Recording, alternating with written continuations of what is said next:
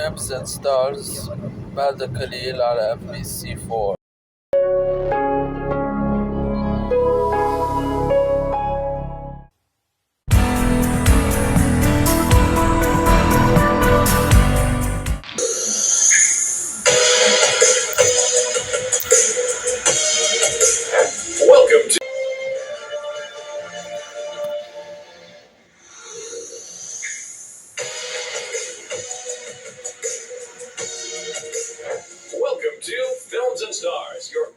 Welcome to Films and Stars على قناة MBC4 Edits.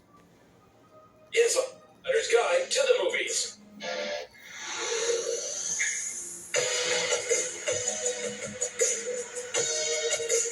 Welcome to Films and Stars, your insider's guide to the movies. This week, we stand in awe of Michelle Monaghan's cinematic versatility. But for now, she's a successful TV star out on a girls' trip in The White Lotus Season 3. Movie Report. Our hotel is the best in the world. At the end of the week, it will be an entirely different person.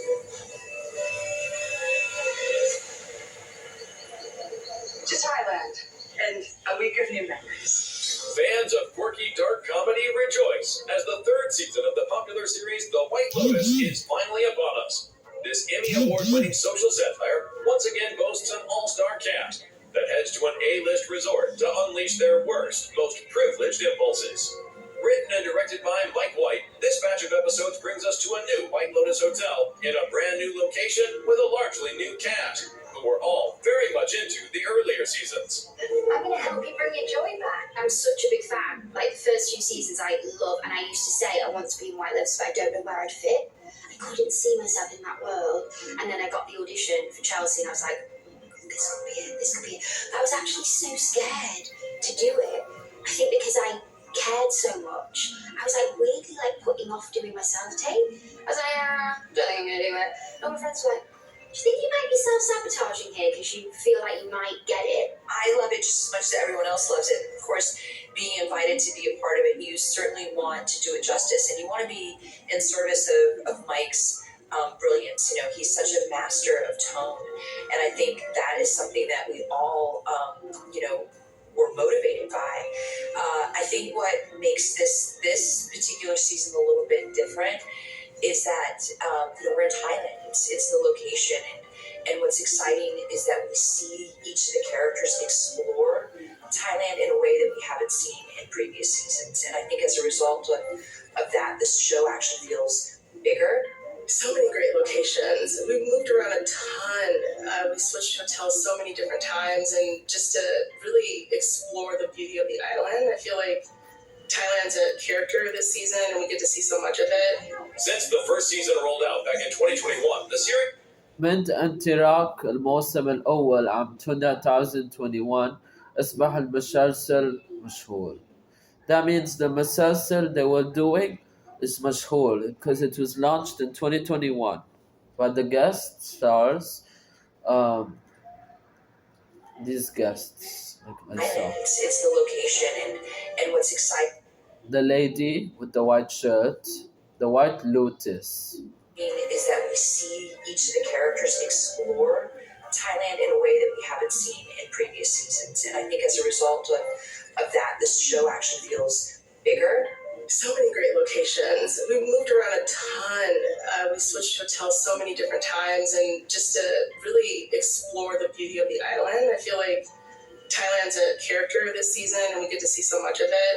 Since the first season rolled out back in 2021, the series has become rather iconic, and its returning cast members were treated like royalty during the shoot. I mean, season one, we just felt lucky to be working. It was COVID. We were in one location. We weren't allowed to leave the location. And to go from that to White Lotus is like a cultural phenomenon. Like, it's just... And I felt that going in. I felt that pressure and that nervousness. And I remember Carrie came up to me and she was just like, "You're nervous?" She's like, "We're all over there and we're all nervous to meet you." Old friends, long time friends, not old. Happens in Thailand, stays in Thailand. So I play Jacqueline Lemon. I play a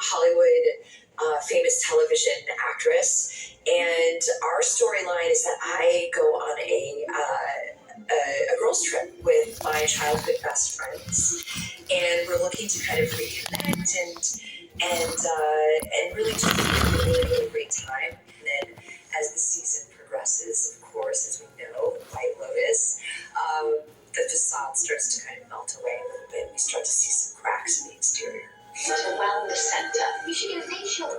Rick, the lady in the airport thought you were my dad.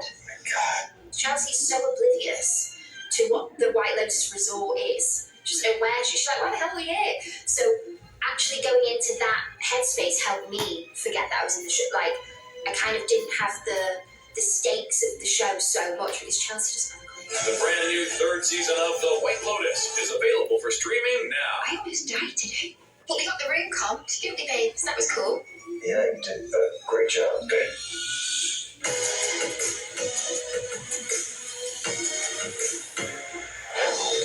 Michelle Monaghan started her career in showbiz as a model before segueing into acting. She soon became known for her versatility, surprisingly good in everything from comedy to action to intense drama.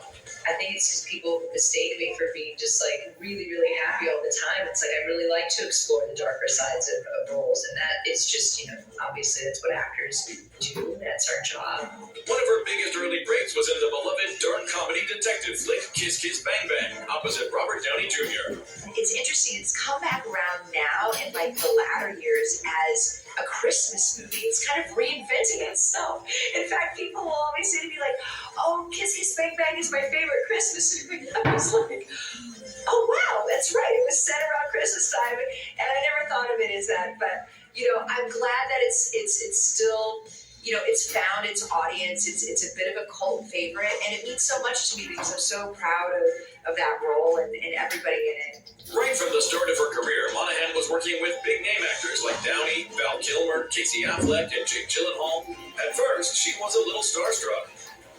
I'm nervous to meet everybody that I could potentially work with, and then you realize that they're just like you, and they're just doing their job, and everybody's just so nice and welcoming at the end of the day that it makes it much easier. Michelle has appeared in several rom-coms, such as Maid of Honor and The Heartbreak Kid, and knows that being funny is harder than it looks. Definitely think comedy is more challenging for me than drama. It's all about the timing in comedy, so yeah, it's definitely a challenge, especially after you do something 10 or 15 or 20 times, and then it's sort of not that funny anymore. It's sort of, you've told the joke how many times, and it's not good. So it's always nice to then be able to use improv and things like that. Among the big blockbusters on her resume is the Mission Impossible series, where she played the wife of Tom Cruise's character. She joined the team in the third installment, in which she gets kidnapped by a villainous Philip Seymour Hoffman. That was just such an extraordinary experience from beginning to end. Certainly that film, I think one of my first days on set actually was the scene it was the opening scene of that film with Philip and Tom. As intense as it looked like, of course. Philip's such a tremendous actor and, just such a talent we were so fortunate to be graced with. 2021 found her back with her Gone Baby Gone co-star Casey Affleck for the psychological thriller Every Breath You Take. Well, listen, that movie remains, a highlight. I'm very proud of that movie. And so this was a really great opportunity to kind of creatively reunite with Casey. And once we got in that creative space again, I was reminded of, really what a tremendous actor he is. Michelle Monaghan is clearly one of the most versatile stars in the business. Well, I think it's predominantly like that I get to learn so much about myself, and it's really challenging for me, and I feel really, I'm always in awe of it, and sort of the fears that it kind of brings up in me, and I really just like going for it at the end of the day, and sort of kind of tackling those fears, I guess, and it's really fulfilling.